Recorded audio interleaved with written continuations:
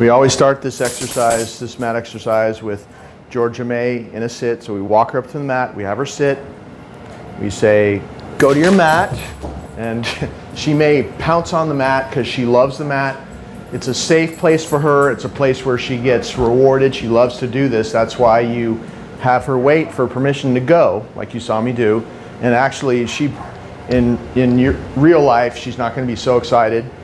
I said, go to your mat, and then she walks over and you say down. If she doesn't go there, you just do that and she will go there. We never repeat a command. So that's the way to reinforce the DOWN. If she doesn't do it the first time, you should just raise your left foot like that. So then once she's there, you stand in front of her like this and you can start giving her rewards on the mat. Good. Putting them on the mat and see she's eating it. You don't want her touching your hand. She needs to wait. See how she's waiting? Nope, she touches it, you say no and pull back. See that? Good, that's what you're looking for. It's respect, it's also her not being reactive. All of her bad habits are from a reactive state of mind. This is a great exercise for so many different reasons, but she has to follow all these rules in doing this. It keeps her in the moment with us, it teaches her how to think. Every time she does this for 5 minutes, she gets a little bit calmer. She has a much higher level of focus because of doing this for the last month, 5 weeks or so.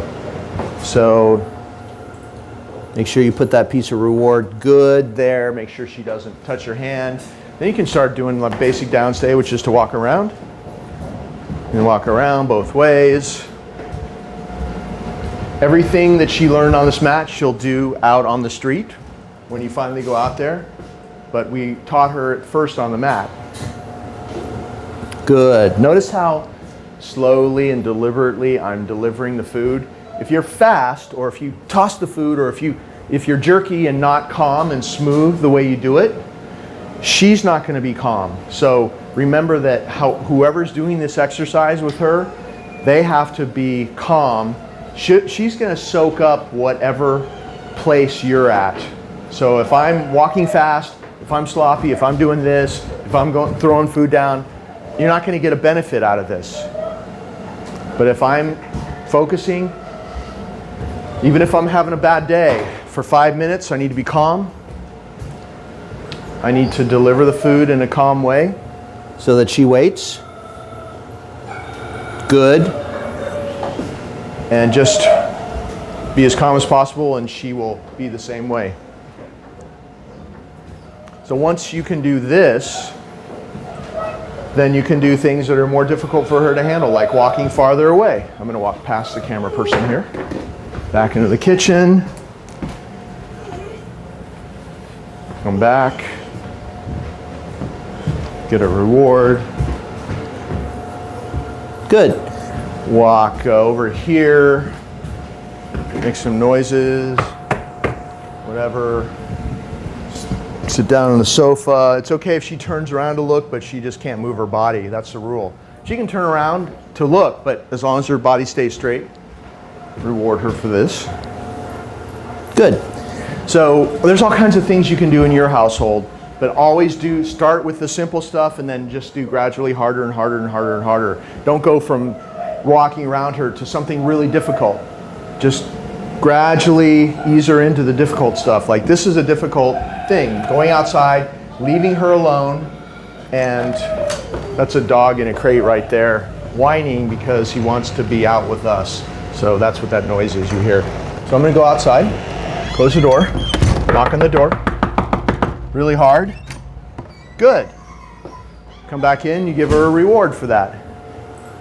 Good. If she does something exceptional, give her a double reward because she knows the difference in the portions. If she does something that's hard for her to do, reward her more. So I'm going to come back out here again, knock on the windows, mess with the mail flap here, and ring the doorbell. Good. All the other dogs are barking. Good. It's even better to do this in a room where there's a couple of dogs off camera because that adds to the stress. And so you know, doing it like this will really, she can really handle a lot of stress. These other dogs just got here and they're nervous. So that's why they're doing this.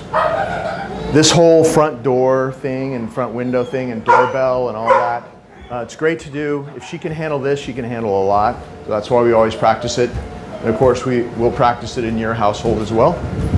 And then when you're ready to take her off, all you need is like 5 minutes. Once you're ready to take her off, you give her one last reward.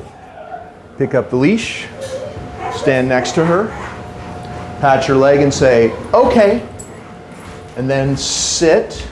Always have her come off and sit. Never release her out of a down state because she's going to pop up and run off and you're going to lose any serenity that is developed in this 5 minutes on the mat. So you always have her sit. If you're just out somewhere where you're going to let her be free, you can pat her chest and say, go. Or if you're going to walk her somewhere like I am, you have her sit and you say, I'm going to open this door.